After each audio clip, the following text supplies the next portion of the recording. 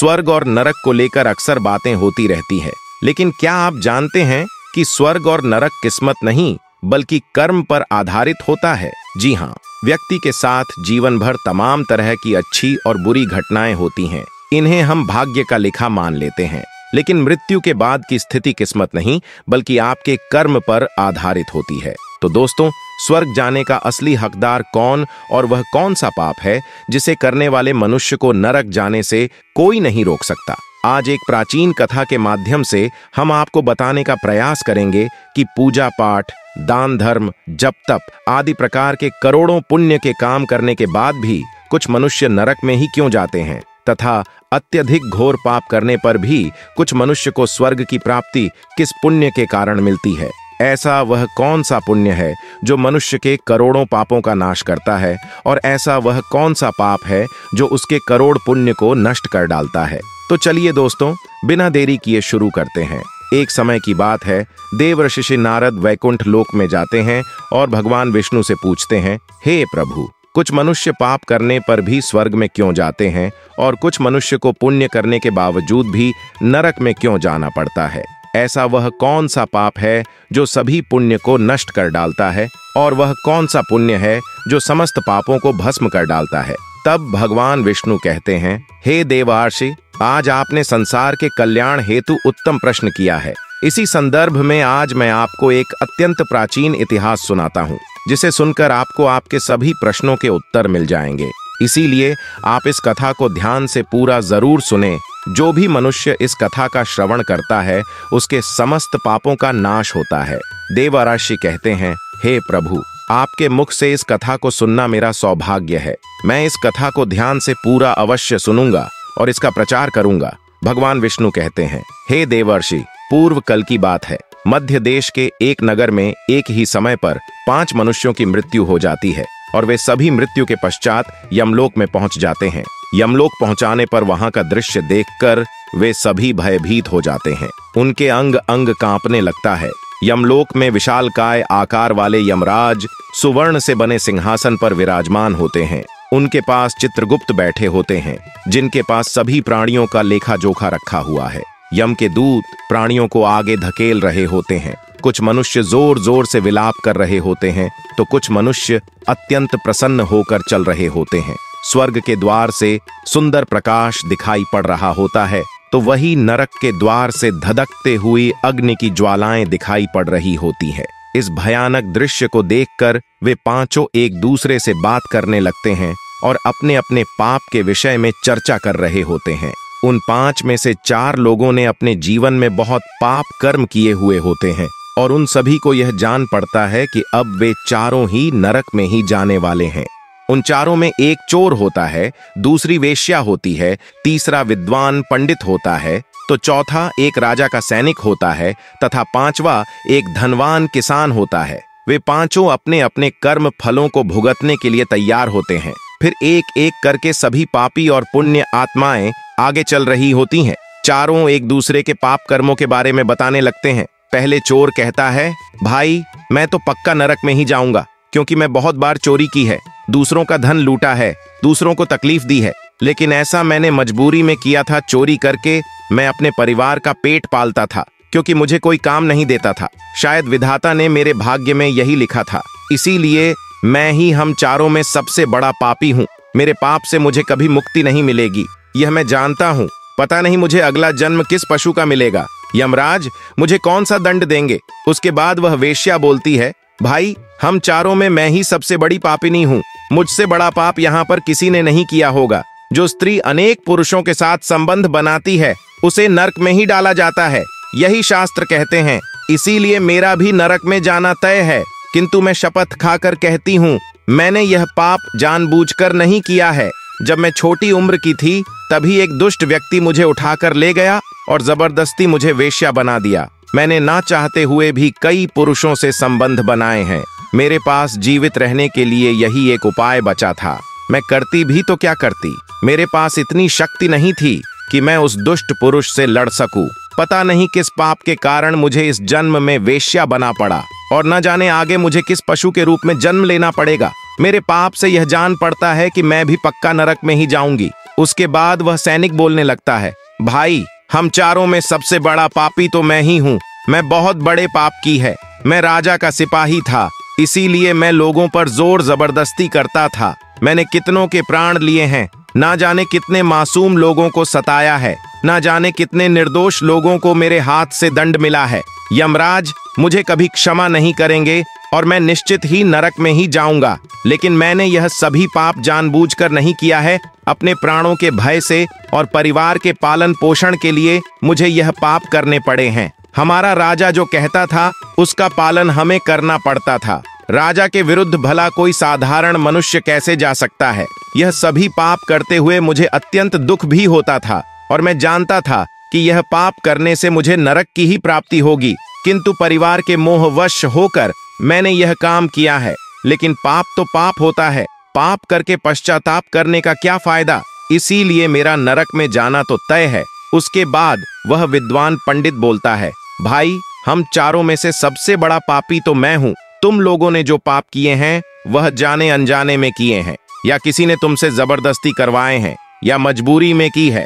किंतु मैं तो विद्वान था, मैं सब सत्य असत्य जानता था। मुझे सच और झूठ का ज्ञान था, लेकिन फिर भी मैंने धन के लोगवश पाप किए हैं। शास्त्र कहते हैं कि जो सब कुछ जानकार भी पाप करता है वह निश्चित ही नरक में गिरता है। मैंने अपने ज्ञान का दुरुपयोग किया है। मैंने अपने ज्ञान का उपयोग लोगों की सहायता के लिए नहीं, बल्कि धन को कमाने के लिए किया है। मेरे घर की स्थिति अत्यंत गरीब थी। मेरे पिता भिक्षा मांगकर गुजारा करते थे, लेकिन मैंने अपने घर की गरीबी को दूर करने के लिए धन लेकर ज्ञान देने की चेष्टा की है। शास्त्र कहते हैं, जो विद्वान ब्राह्मण अपने ज्ञान का दुरुपयोग करता है उसे निश्चित ही नरक में जाना पड़ता है। मैंने लोगों को ज्ञान देने के बदले में उनसे धन लिया है, कभी किसी को मुफ्त में ज्ञान नहीं दिया। इसीलिए आप चारों में सबसे बड़ा पापी तो मैं ही हूँ और मुझे ही नरक में जाना पड़ेगा। उन चारों की बात सुनकर वह धनी किसान हंस पड़ा और बोलने लगा, तुम चारों तो इतने बड़े पापी हो कि तुम लोगों को नरक में जाना ही पड़ेगा। तुम लोगों ने घोर पाप किए हैं और इसीलिए यमराज तुम लोगों को कभी माफ नहीं करेंगे। यहाँ पर मौजूद मैं अकेला ही सबसे अधिक पुण्यवान हूँ।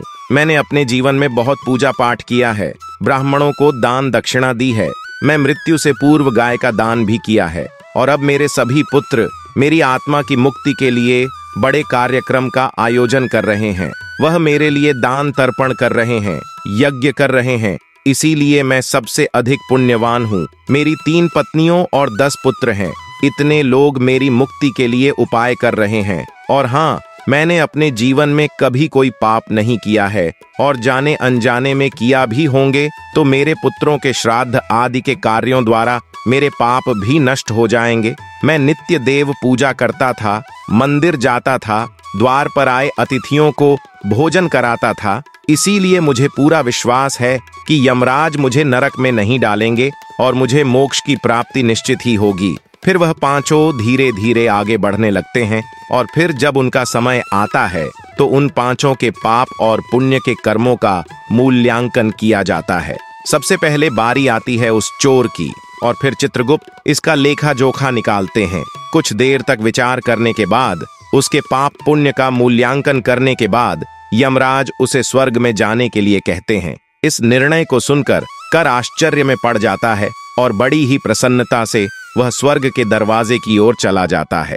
दूसरी बारी आती है वेश्या की। चित्रगुप्त उस वेश्या का भी लेखा जोखा निकालते हैं और कुछ देर तक विचार करने के बाद उसके पाप पुण्य का मूल्यांकन करके यमराज उसे भी स्वर्ग में जाने के लिए कहते हैं। इस विचित्र निर्णय को सुनकर वह वेश्या भी आश्चर्य में पड़ जाती है। उसे यमराज के निर्णय पर विश्वास नहीं होता है और वह बिना कुछ कहे ही बड़ी ही प्रसन्नता के साथ स्वर्ग के द्वार की ओर चली जाती है। फिर तीसरी बारी आती है उस सिपाही की। चित्रगुप्त उसके भी कर्मों का लेखा जोखा निकालते हैं और कुछ समय विचार करके उसके पाप पुण्य का मूल्यांकन करके यमराज उसे भी स्वर्ग में जाने के लिए कहते हैं। इस निर्णय को सुनकर वह सिपाही भी सोच में पड़ जाता है और बड़ी ही प्रसन्नता के साथ वह स्वर्ग के द्वार की ओर निकल जाता है। फिर चौथी बारी आती है उस विद्वान ब्राह्मण की। चित्रगुप्त उसे ब्राह्मण के कर्मों का लेखा जोखा निकालते हैं और कुछ देर तक विचार करते हैं। फिर यमराज उस ब्राह्मण को भी स्वर्ग में जाने के लिए कहते हैं। फिर वह विद्वान ब्राह्मण विचार करता है, मैंने तो पाप किया है, फिर मुझे क्यों स्वर्ग में भेज रहे हैं? फिर वह भी मन ही मन प्रसन्न होकर स्वर्ग के द्वार की ओर चलने लगता है। उन चारों को स्वर्ग में जाता देख वह धनवान किसान बहुत दुखी और क्रोधित हो जाता है। वह सोचने लगता है कि यह कैसा न्याय है, इन पापियों को स्वर्ग जाने का मौका मिल रहा है, फिर मैंने जो पुण्य के काम किया है उनका क्या? पापी और पुण्यवान एक ही जगह पर डाले जाएंगे तो पुण्य करने का फायदा ही क्या? फिर उस धनवान को यह के दूत जोर से धकेल देते हैं और कहते हैं, अरे पापी, तू आगे चल, तुझे नरक में डाला जाएगा, यमराज तुझे माफ नहीं करेंगे।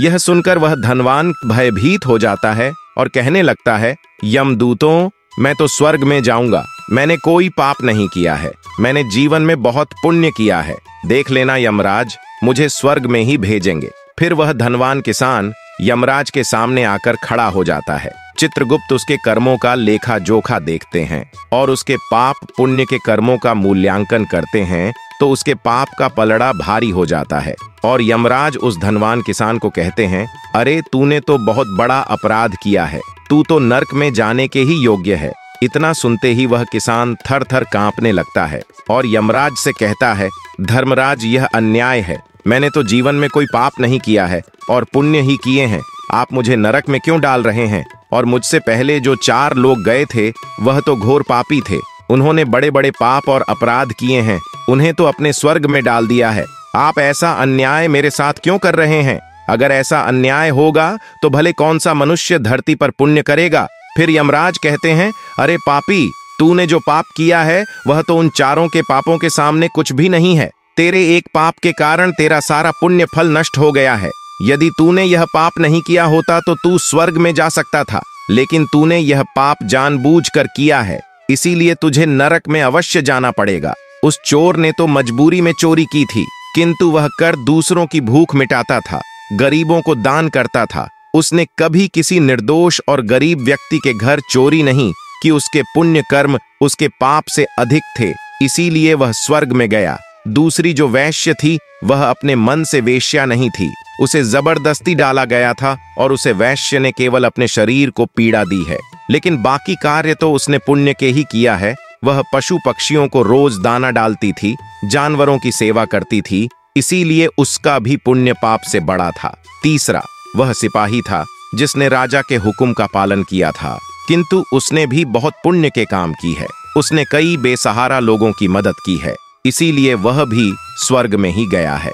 और चौथा, वह विद्वान ब्राह्मण था, उसने अपने ज्ञान का दुरुपयोग अवश्य किया है, किंतु वह नित्य गाय की सेवा करता था, दान धर्म करता था, इसीलिए उसके भी पुण्य पाप से अधिक थे और वह भी स्वर्ग में ही गया है। इतना सुनकर वह धनवान किसान बोलता है, धर्मराज, इन चारों ने जो भी पुण्य किए हैं वह तो मैंने भी किए हैं, बल्कि उनसे ज्यादा किए हैं, फिर भी मैंने ऐसा कौन सा पाप किया है जो मुझे नरक में भेजा जा रहा है? यमराज कहते हैं, दुष्ट, याद कर, तूने उस अबला विधवा नारी पर गलत लांछन लगाया था कि उसने तेरे घर पर चोरी की है, और इसके साथ ही तूने उसके ऊपर कई अन्य गलत लांछन लगाए थे। उसे व्यभिचारिणी और वैश्य कहकर उसके चरित्र का हनन किया है और राजा ने उसे सत्य समझकर उस अबला विधवा नारी को मृत्यु दंड दे दिया था। हे पापी मनुष्य, ब्रह्म हत्या, चोरी, मदिरापान आदि प्रकार के पापों से भी प्रायश्चित करके मुक्त हो सकता है, किंतु दूसरों पर गलत लांछन लगाने पर कोई प्रायश्चित नहीं है। जो दूसरों पर गलत आरोप करता है, सत्य जानकर भी दूसरों को झूठ कहकर उनके ऊपर दोष डालता है, वह तो सबसे बड़ा पापी है, उसके द्वारा किए गए सभी पुण्य नष्ट हो जाते हैं। इसीलिए तूने जितने भी पुण्य किए हैं वे सभी उसे एक पाप के कारण नष्ट हो गए। फिर यमराज यमदूतों को कहकर उस पापी किसान को नरक ले जाने के लिए कहते हैं और वह रोता हुआ विलाप करता हुआ नरक के मार्ग पर चलने लगता है। हे देवर्षि, इस प्रकार से उन चारों ने पाप करके भी उन्हें स्वर्ग की प्राप्ति हुई है, किंतु उस किसान ने जघन्य अपराध किया है, किसी अबला स्त्री पर गलत लांछन करके उसका चरित्र हनन किया है। एक स्त्री सदा ही पूजनीय है, जो भी पुरुष स्त्री पर गलत आरोप करता है उसे महापाप लगता है। कभी किसी स्त्री की दुर्बलता का फायदा नहीं उठाना चाहिए, पराई स्त्री को सदैव ही माता समझना चाहिए। जो पराई स्त्रियों पर गलत दृष्टि डालता है उसे पाप ही लगता है। जो विधवा, दुखिया स्त्री को सताता है उसे नरक में जाना पड़ता है। मनुष्य को कभी सत्य का मार्ग नहीं छोड़ना चाहिए। सत्य के मार्ग पर चलकर ही स्वर्ग की प्राप्ति होती है। सत्य का साथ देने से मनुष्य के सभी पुण्य भी नष्ट हो जाते हैं। तो दोस्तों, कभी किसी पर गलत आरोप नहीं करना चाहिए। सत्य जानकर भी सत्य का साथ नहीं देना चाहिए। जो दूसरों पर गलत आरोप डालता है उसे यमराज कभी क्षमा नहीं करता है। कहा जाता है कि मृत्यु के बाद मृतक को स्वर्ग का सुख मिलेगा या उसे नरक का कष्ट भोगना पड़ेगा, यह भी उसके कर्मों पर ही आधारित होता है। यानी स्वर्ग नरक का कनेक्शन किस्मत नहीं बल्कि कर्म से जुड़ा हुआ है। लेकिन सवाल यह है कि कैसे कर्म वालों को स्वर्ग और कैसे कर्म वालों को नरक मिलेगा। इसका जवाब आपको गरुड़ पुराण में मिलेगा। उम्मीद है आपको यह कथा पसंद आई होगी। वीडियो को लाइक जरूर करें और कमेंट में जय श्री कृष्णा अवश्य लिखें। साथ ही चैनल को सब्सक्राइब करें। आप सभी का धन्यवाद।